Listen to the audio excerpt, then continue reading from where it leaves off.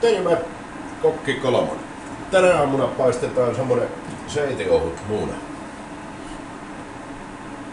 Homma pelaa näin. Otetaan tosta muuna. Lyödään se rikki tonne kuppiin. Noin.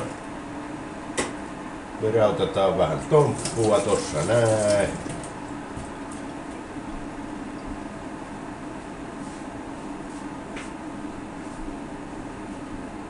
Sitten täräytetään tuolta vähän valkosipulia tonne mukiin, rouhetta, noin.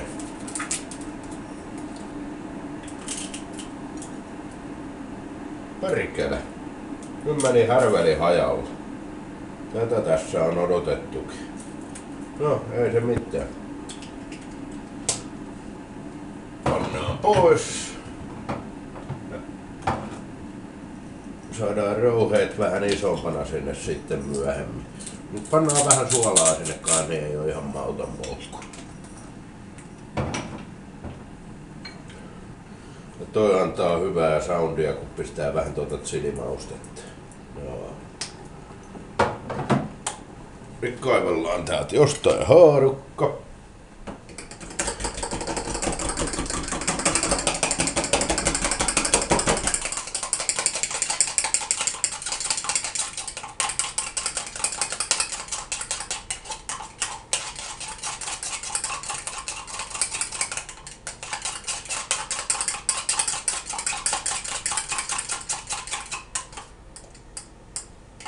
No, ja sit venttaillaan, että toi pannu lämpiää.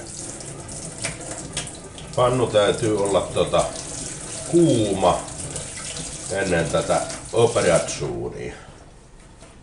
Muuten homma menee sormille. Otetaan pieni.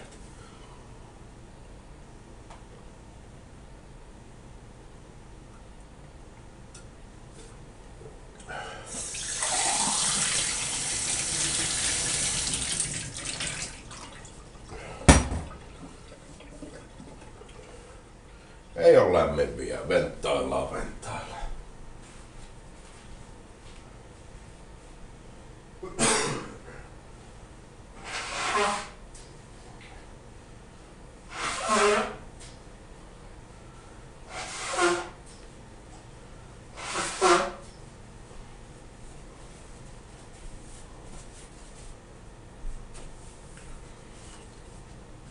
Se on hyvä tälleen paljon makkaraa syöneenä, niin näitä on niin helppo tehdä kaikkea tämmöstä, että joka on sitä kyrsää vetänyt lärviin, niin onnistuu kaikki. Nyt saattaa ruveta oleen kohta niillä hujakoilla, katsotaan kuin meitin käy. Eli kipataan, niin, pannu on ensinnäkin, ei ole rasvaa, aivan kuiva. Kipataan mulopero siihen. Noin. Ja levitellään sitä tänne näin oikein, että sitä menee reunoihin saakka. Pitkin poikki.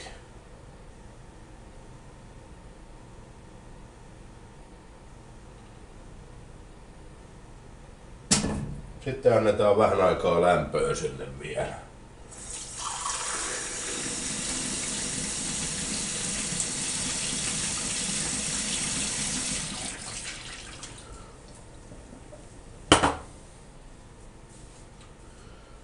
Kyllä, kohta rupee muna oleen kuule valmis. Tää käy vaan vähän isommalle leivällekin, ei tarvi olla niin perkeleen pieni leipä, kun tää on vähän isompi kananmuna.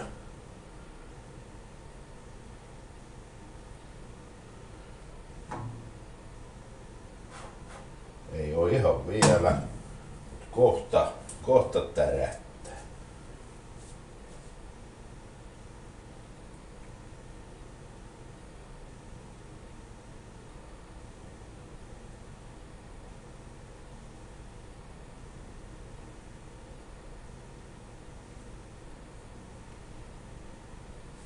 Aina tässä odotellessa aina voisi ottaa pikku siivut, jos olisi jotain mitä ottaisi.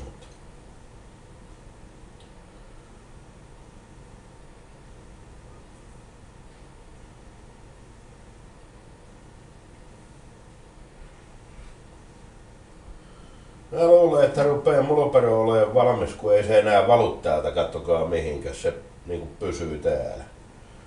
Lyödään hella päältä pois ja mitenkäs me saadaan tää, kun tää nyt vielä otetaan koko pannuun tää muna, miten me saadaan tää pois täältä?